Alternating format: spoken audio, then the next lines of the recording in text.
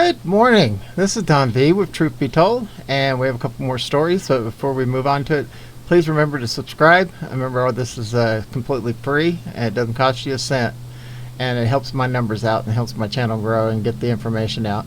Okay, without ado, let's go ahead and move to the first story. It says Democrat Megadonor Hillary Powell Ed Buck shot drugs into passed out sex partners. Pretty disgusting, isn't it? Top Democrat donor Hillary friend Ed Buck was finally arrested on September 2019 after a third man overdosed in his apartment. The man who overdosed in Ed Buck's Los Angeles apartment last week survived. However, the other two victims previously died. Ed Buck loves to inject young black gay escorts with methamphetamine. The mother of one of Ed Buck's victims described it as a fetish. He was finally arrested after two black gay escorts died in his apartment from overdoses. Buck was charged with 3 counts of battery causing serious injury, administering methamphetamine, and maintaining a drug house. According to the Los Angeles County District Attorney's Office, Buck is accused of injecting the victim who survived with methamphetamine on September 11th. Buck was charged with operating a drug house. Ed Buck shot up his male prostitutes after they were passed out, and his court case starts later this month, the Washington Examiner reported. Democratic Megadonor Ed Buck, who is about to stand trial on drugging deaths of 2 men, lured a stream of young participants to his West Hollywood apartment, where they were injected with methamphetamine and played sexual fetish games, federal prosecutors said.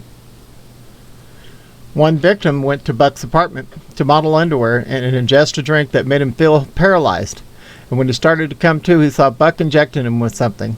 According to a U.S. Attorney's Office pretrial memo filed on Friday, the victim met Buck through an online advertisement to host a party which was understood to mean drug use and sex. Buck, 66, has been charged with 6 counts of methamphetamine distribution, including 2 cases of death, 2 counts of interstate prostitution, and 1 count of operating a drug den. The trial starts July 13th and expected to last 8 days.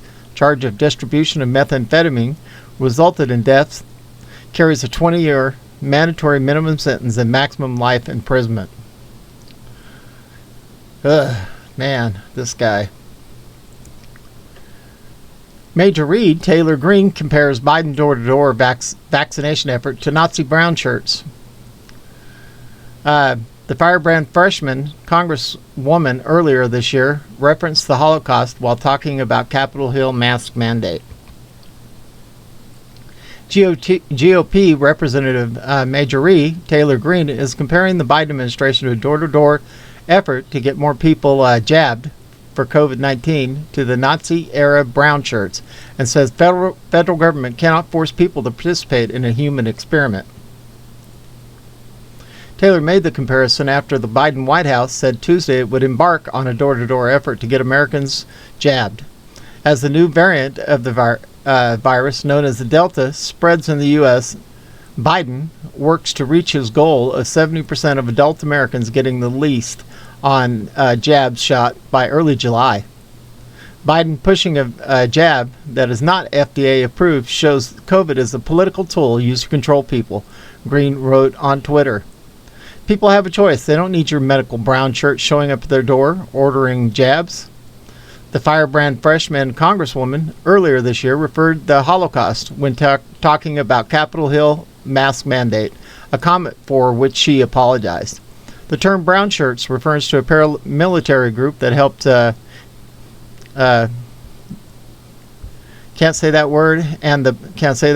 power in the 30s and 40s, and whose members were brown uniforms. You can't force people to be part of an human experiment, also said Greene of Georgia. And last but not least, it increasingly looks like Tucker Carlson's private emails were leaked to the media by the government, according to the Daily Caller. A report released Wednesday and shedding further light into Tucker Carlson's bombshell allegations that the NSA obtained his private communications. Fox News host and Daily Caller co-founder was communicating with U.S.-based Kremlin intermediaries regarding a potential interview with Russian President Vladimir Putin, according to Axios, which reportedly spoke to two sources familiar with Carlson's communications. As I've said repeatedly, because it's true, the NSA read my emails and then leaked their content. That's an outrage as well as illegal, Carlson told Axios in a statement.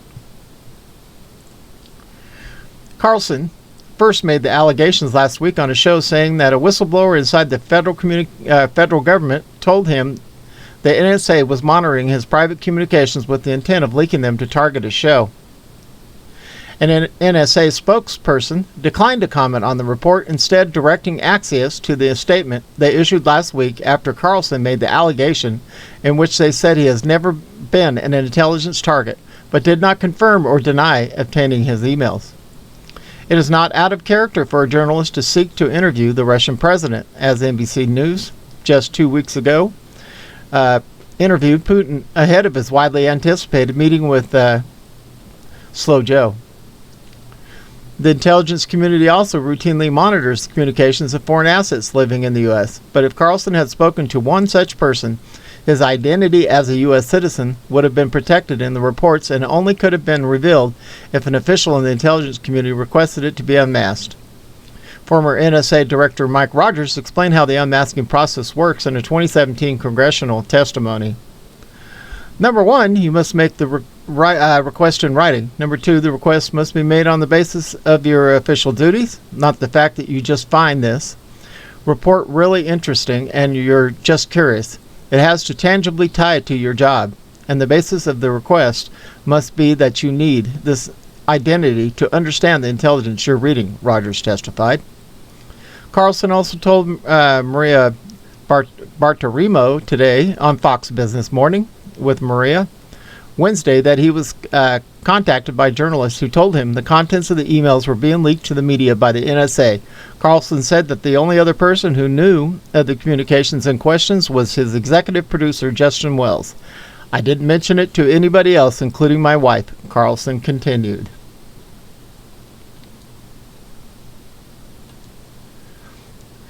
Well, pretty bad when the Democrats are even spying on their own people, huh?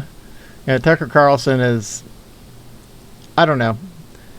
He plays a conservative, but I've seen some things that from him that make me suspicious of him.